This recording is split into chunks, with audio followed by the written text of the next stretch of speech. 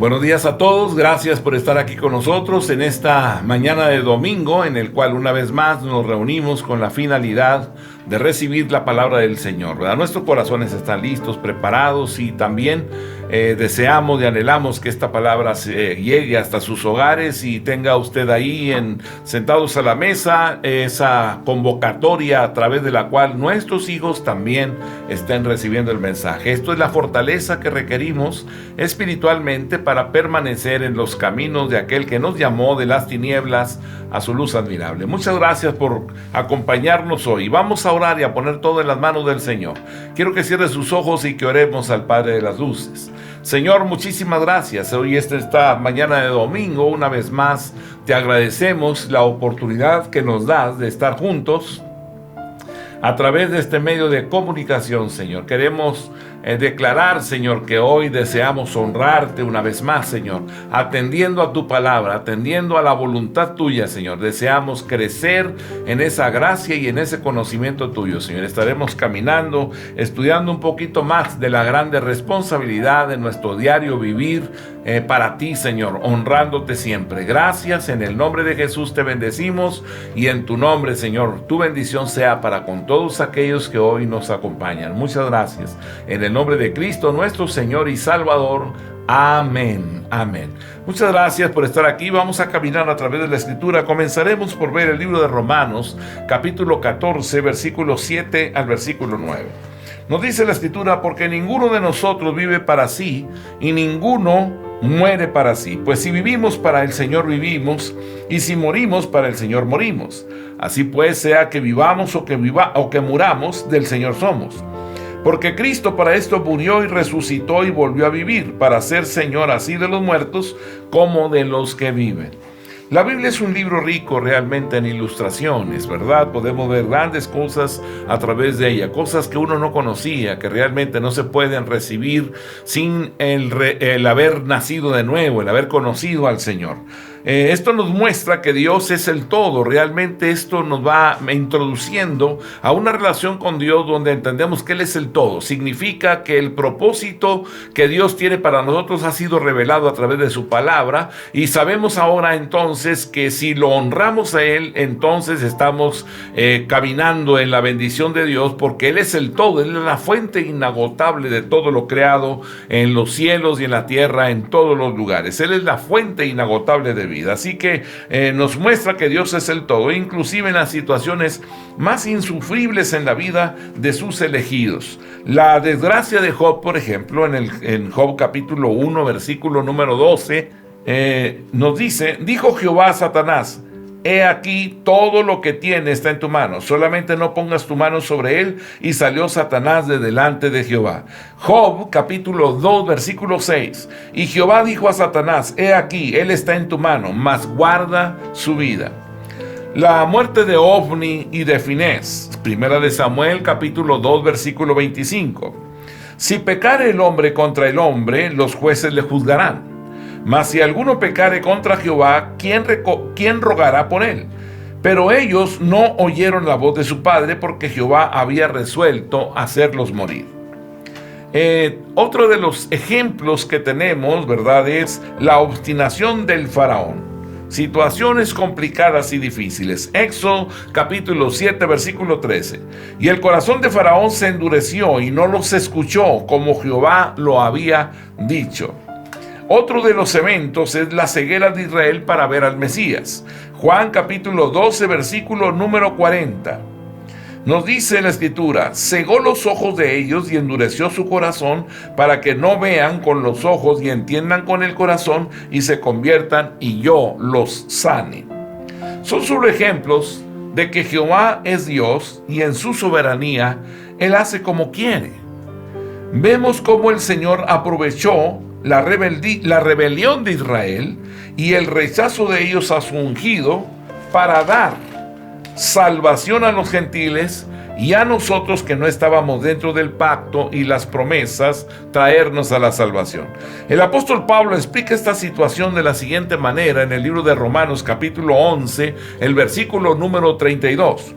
Porque Dios sujetó a todos en desobediencia para tener misericordia de todos.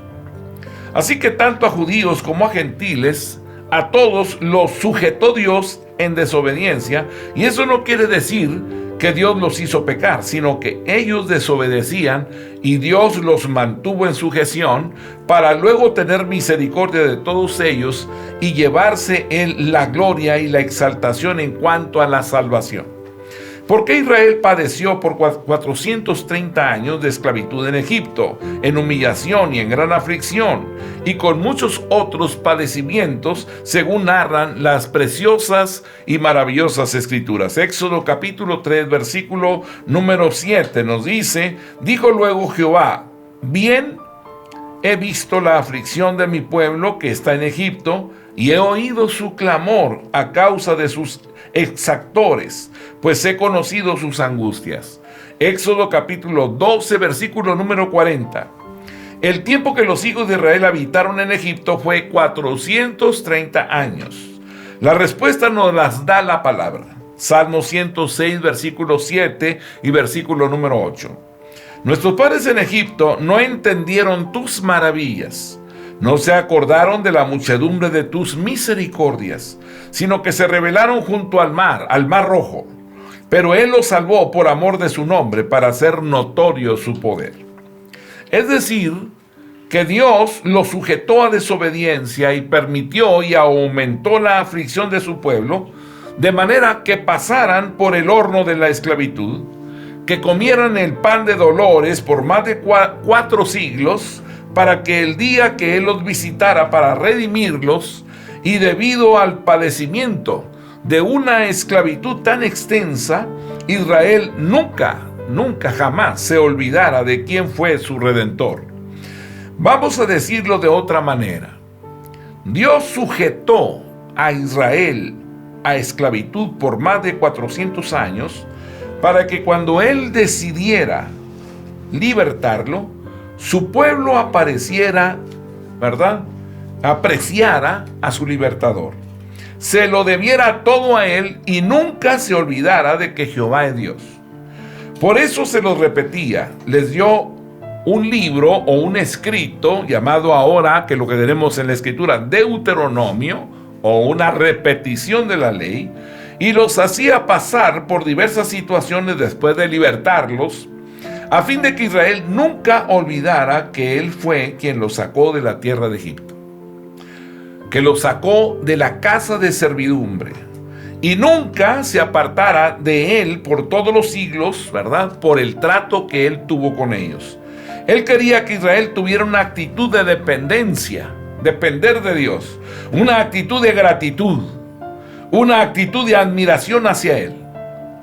Si el pueblo hubiese estado en aflicción solo 10 años, podríamos hablar en lugar de los 4 siglos, y Dios lo hubiese sacado de esto a través de una gran batalla, un gran conflicto, ¿verdad?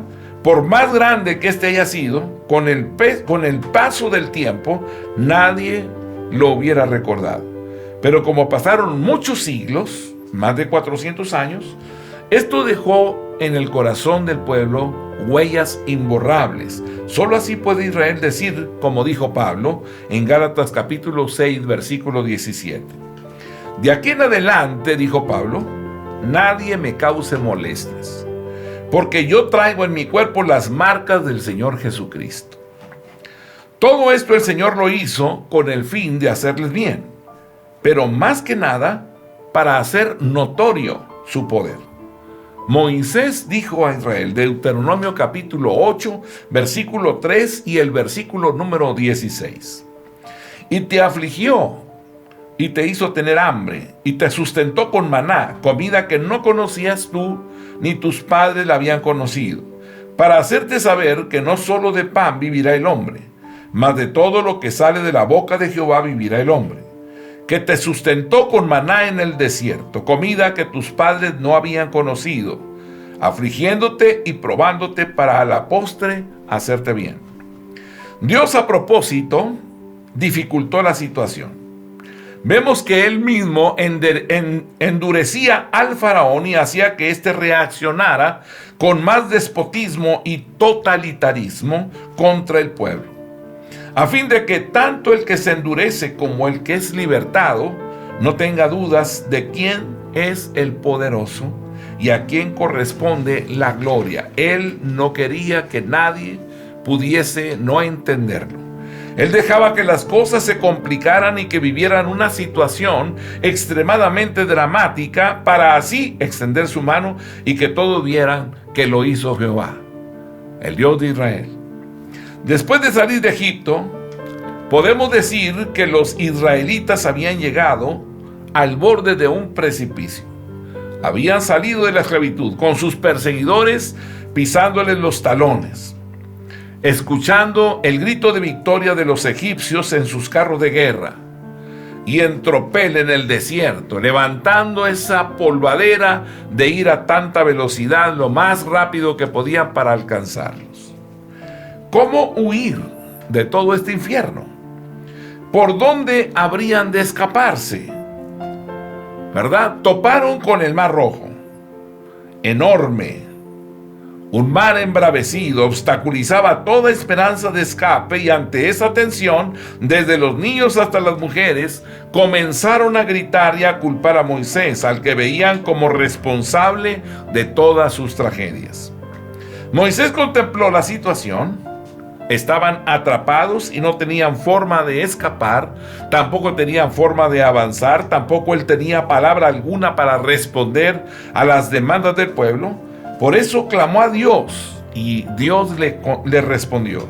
Éxodo 14, versículo 15. Entonces Jehová dijo a Moisés: ¿por qué clamas a mí? Di a los hijos de Israel que marchen.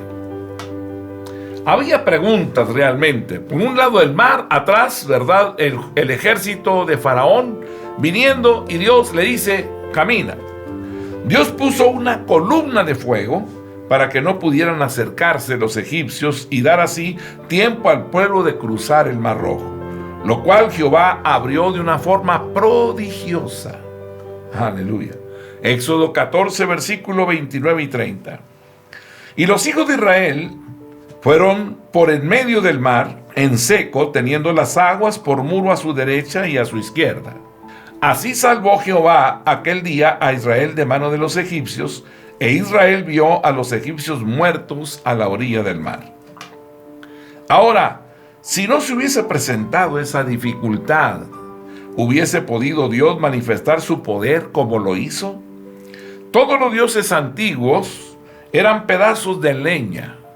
Eran estatuas de yeso que tenían que ser llevados en los hombros. Pero el Dios de Israel era el Dios vivo y se manifestó y se dio a conocer.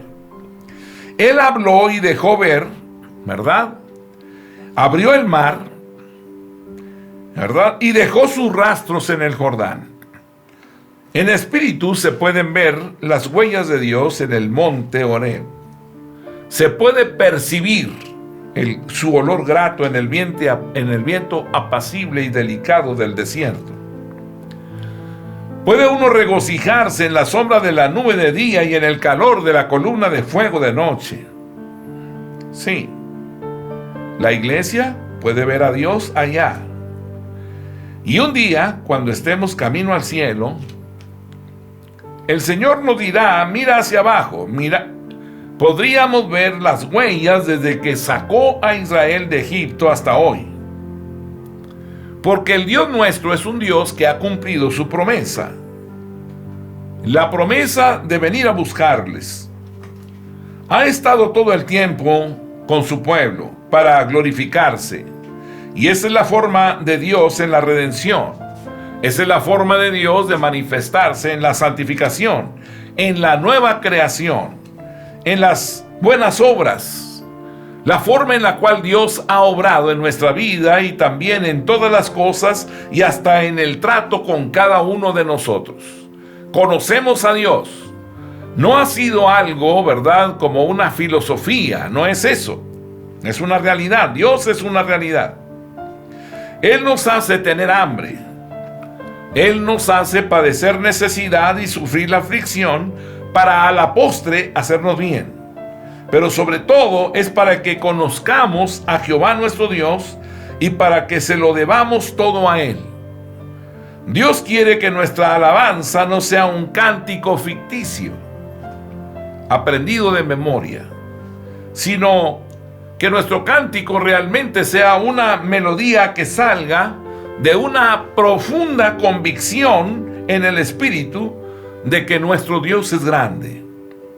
El Dios nuestro es un Dios maravilloso, Él es bueno, es admirable. Y esa es la forma en que Él hace todo en cada uno de nosotros y en todo. Dios es maravilloso, extraordinario, es poderoso. Él es un Dios majestuoso, Él es un Dios real. Él no es ficticio, no es algo, ¿verdad?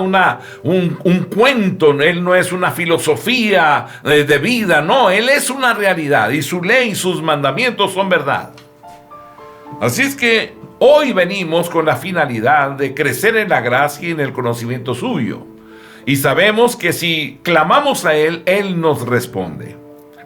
Se siguen abriendo los mares y sigue cayendo el maná en el desierto.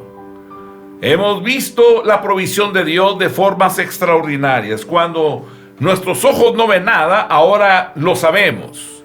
No entramos ni en la angustia ni en la desesperación. Sabemos que Él es un buen proveedor. Lo ha hecho por años y lo seguirá haciendo siempre. Dios quiere producir en nosotros y en darnos a entender el que Él sea el todo en nuestra vida, y esto lo va a lograr como lo logró en Israel. Posiblemente sujetándonos a padecimientos. Quizás va a permitir que un aguijón, un mensajero de Satanás nos abofetee, para que repose en nosotros su gracia y se haga notorio su poder en nuestra vida.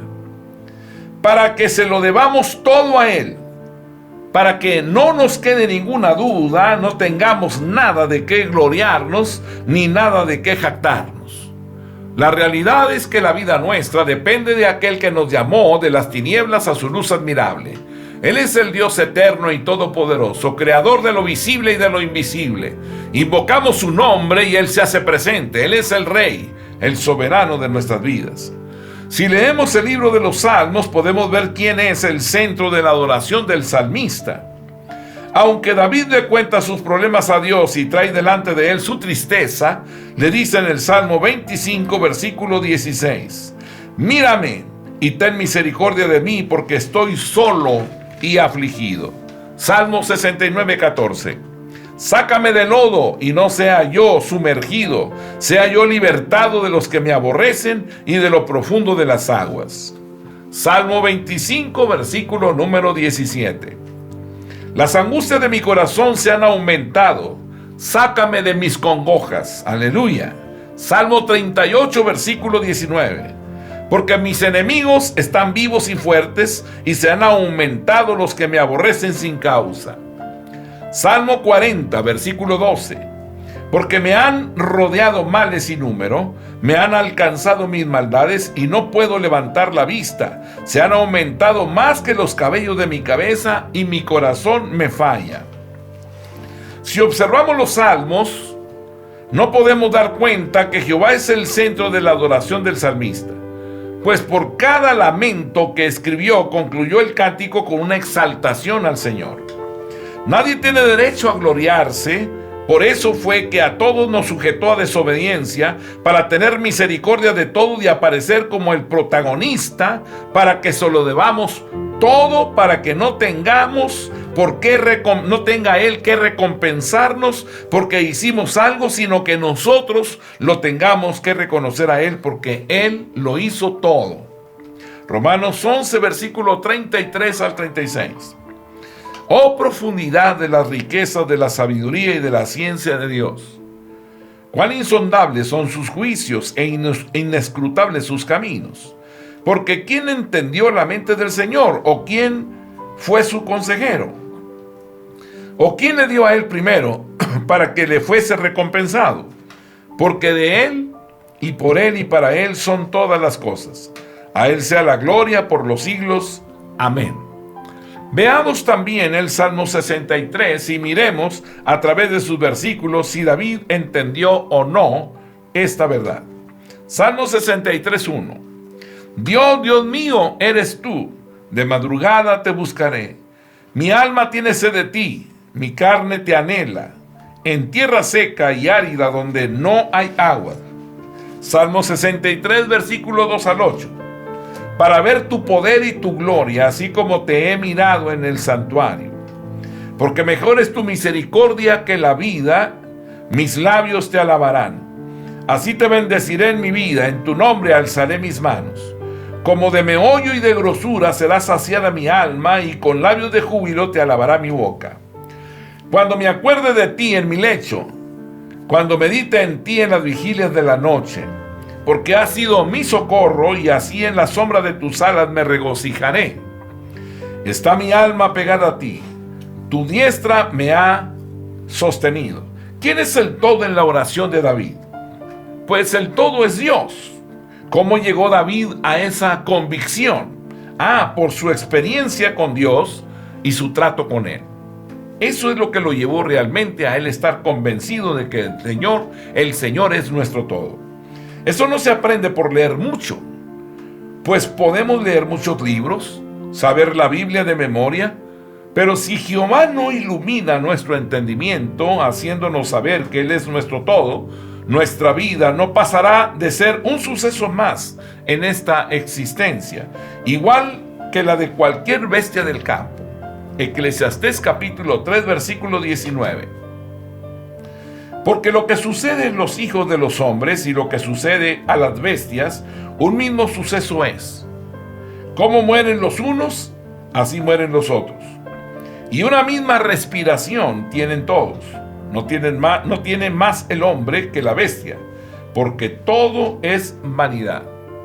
Entonces, ¿por qué Dios, en todo lo que hemos visto anteriormente, mostrándonos que Él fue el que nos eligió, que Él fue el que nos salvó, nos justificó y nos dio el hombre nuevo, que Él obra en nosotros el querer como el hacer por su buena voluntad, que lo ha hecho todo en nosotros y que simplemente somos el vaso donde Él deposita su bendición y su gracia? ¿Por qué no los muestra?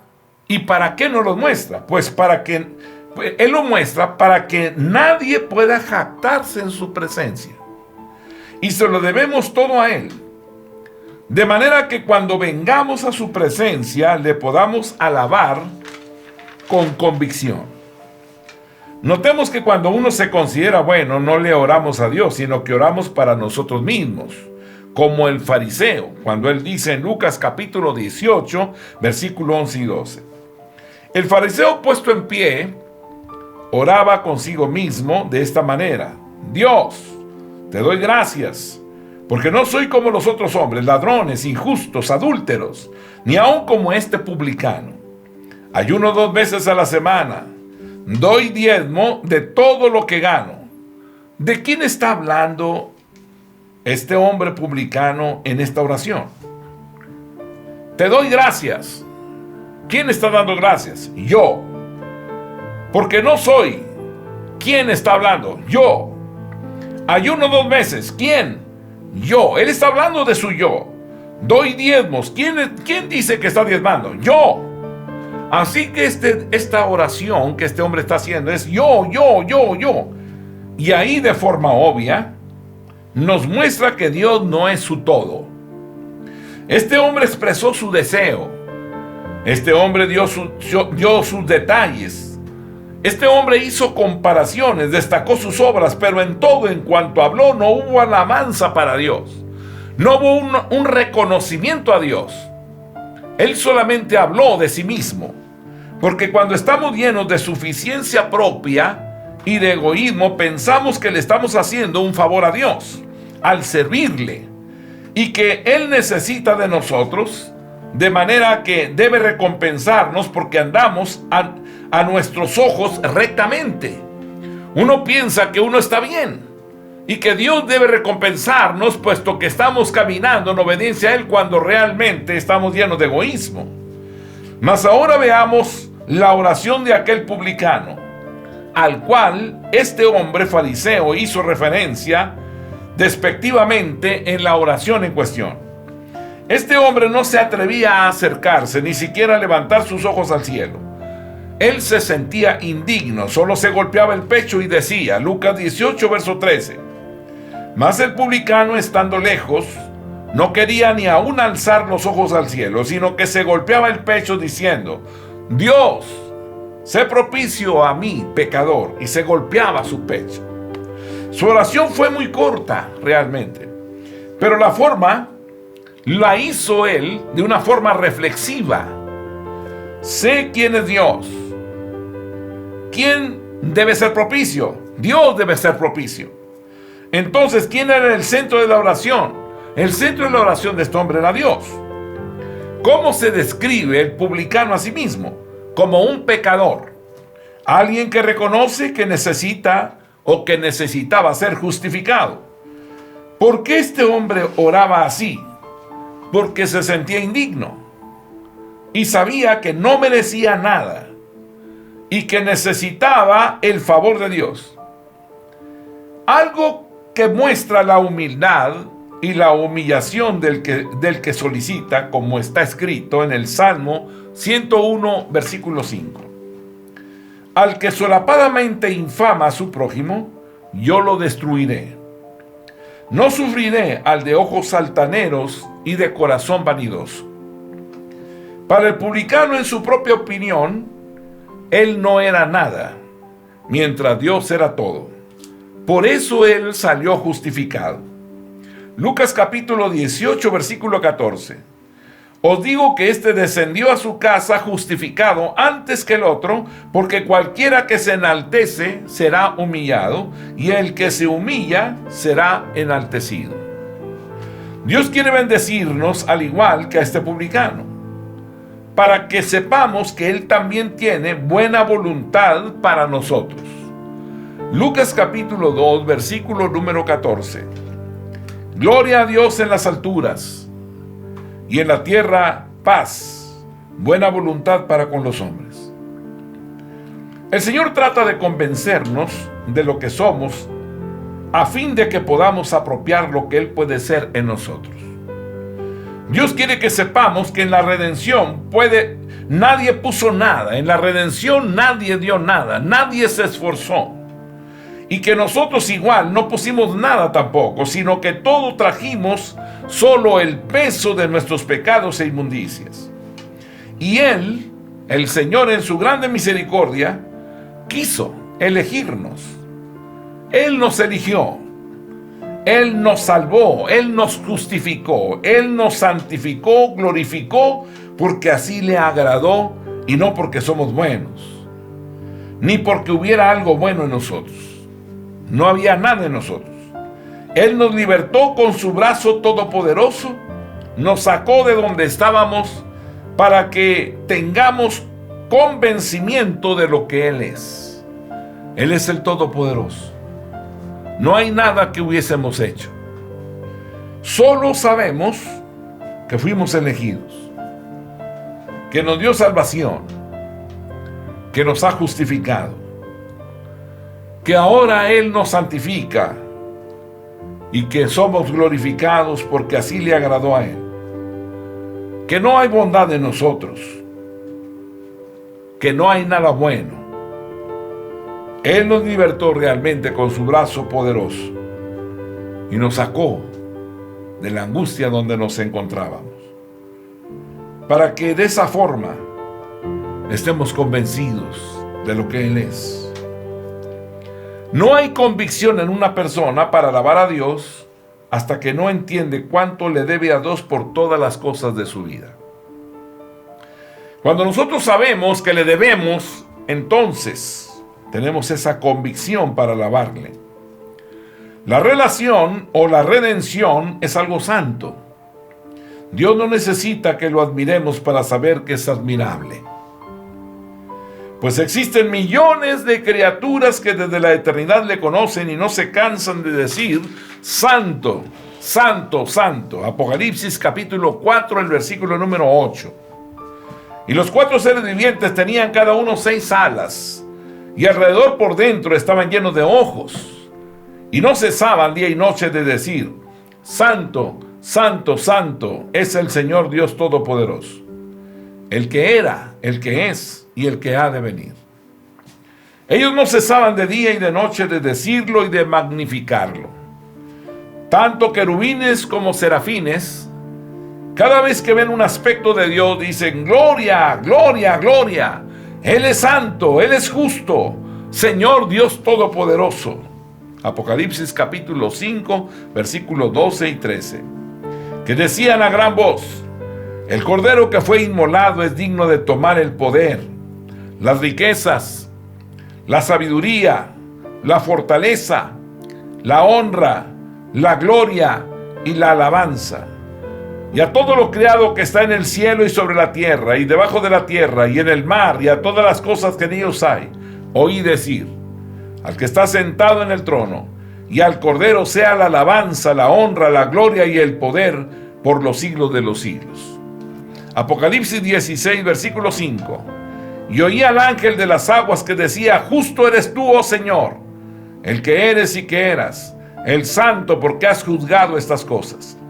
Apocalipsis capítulo 4, versículo 8.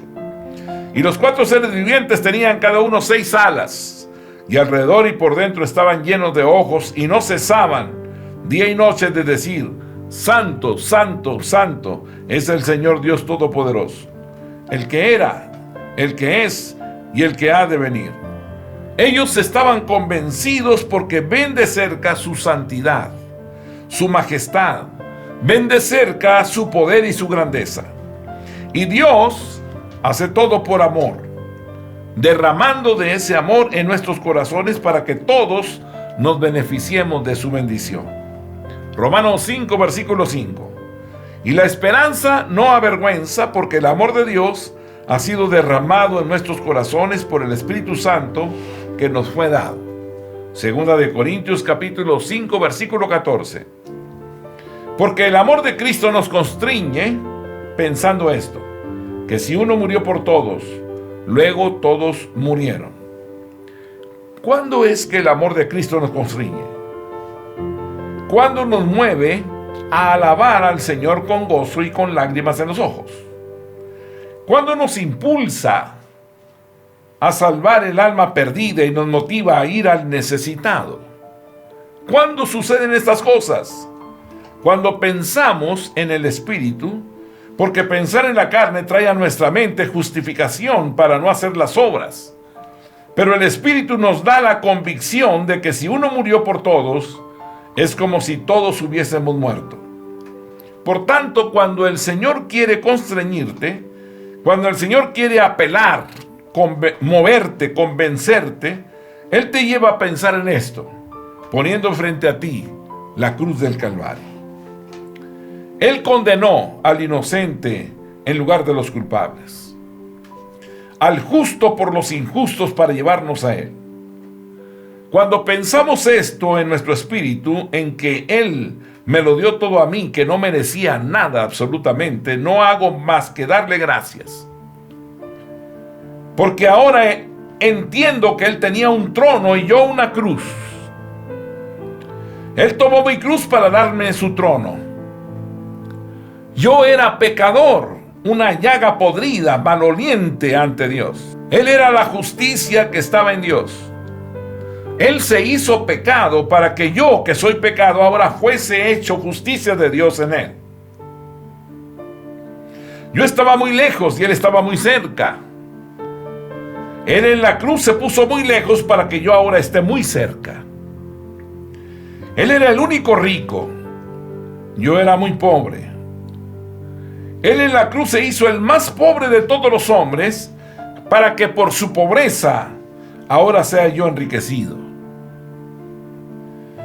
En esto todo mi orgullo queda abofeteado.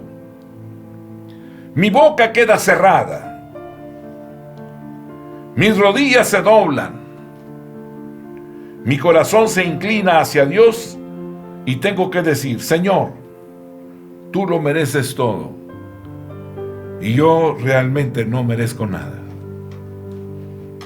La mayor convicción que Dios puede dar a un hombre es la convicción de la gracia de Cristo.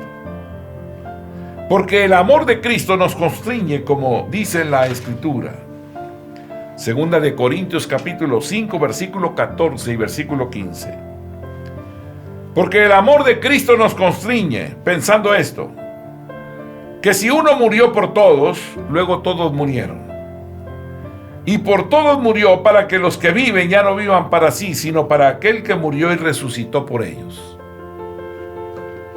Por tanto, cuando el amor de Cristo nos constriñe, cuando me apela a mi conciencia, cuando crea en mí esa actitud humilde de entrega, de sujeción y de servicio, cuando pensamos que uno murió por nosotros, luego todos somos muertos para que los que vivan ya no vivan para sí. Dios logrará ser el todo en nuestras vidas cuando ya no vivamos para nosotros. Por lo tanto, para que Dios sea el todo en tu vida, tienes que morir con Él. Es necesario que no vivas para ti, sino que mueras. ¿Y qué significa morir con Él? ¿Qué logra Dios con eso? ¿Qué gana Dios con que los que viven ya no vivan para sí? En Filipenses capítulo número 3, versículos 18 y 19. El apóstol Pablo nos da la respuesta. Él dice: porque por ahí andan muchos, de los cuales os dije muchas veces, y aún ahora lo digo llorando, que son enemigos de la cruz de Cristo, el fin de los cuales será perdición, cuyo Dios es el vientre, y cuya gloria es su vergüenza, que solo piensan en lo terrenal. Hay muchos enemigos de Cristo, enemigos de su cruz, lo cual nos causa dolor a quienes hemos entendido su gran significado, pues ellos, cuyo Dios es su vientre, que andan buscando lo suyo, no lo que es de Cristo, andan buscando lo que es terrenal, no las cosas celestiales y las que permanecen. El vientre es una imagen del egoísmo. Es un ejemplo de que vivimos para llenarnos y satisfacer nuestros apetitos y nuestros deseos. Aplicar el tiempo en vivir solo para mí, en aquello que me gusta, que solo en esto piense y viva. Pero Cristo murió para que se acabe el reino del yo, para que los que viven ya no vivan para sí, sino vivan para Dios. Como pastores tenemos que decirle a los creyentes que hay bendición en la iglesia para que asistan a los servicios de adoración. ¿Tenemos que decirles que hay una bendición para poder que vengan? No. Cuando vivimos para Dios y Él es el todo en nuestras vidas, no vamos a la iglesia para fortalecernos, ni para llenarnos, ni para que nos ayuden, sino porque queremos alabar a aquel que todo lo merece, a Jesús el Señor. Cuando Dios es agradado, Él bendice y galardona, entonces sales fortalecido, lleno de su unción, y pronto vemos su gloria en cualquier dificultad que estemos atravesando. Ese es el fruto de Dios, de que Él se encuentre en su lugar, de que sea el centro y el resultado de no vivir para nosotros ni buscar lo nuestro, sino buscar todo lo que es de Él. Por eso damos a Él el honor y la gloria. Dejamos aquí hoy. Estaremos continuando con este mensaje la próxima semana. Nuestro corazón se constriñe, significa se confronta a cambios radicales de conducta cuando vemos lo que Él hizo en la cruz. Gracias por estar aquí. Oremos, cierra tus ojos. Señor, gracias. Llénanos de ti, enséñanos a permanecer con firmeza delante de tu trono de gloria. Queremos que al final de nuestros días verte cara a cara, tal y como tú eres. Y en tu nombre, Señor, yo bendigo la vida de la iglesia, la vida de cada hermano, cada hermana que hoy está a través de este medio de comunicación, la internet. Los bendigo en el nombre de Jesús y declaro, Señor, tu presencia en sus vidas. En el nombre de Cristo, nuestro Señor y Salvador. Amén. Que Dios les bendiga a todos. Gracias por estar con nosotros. Amén.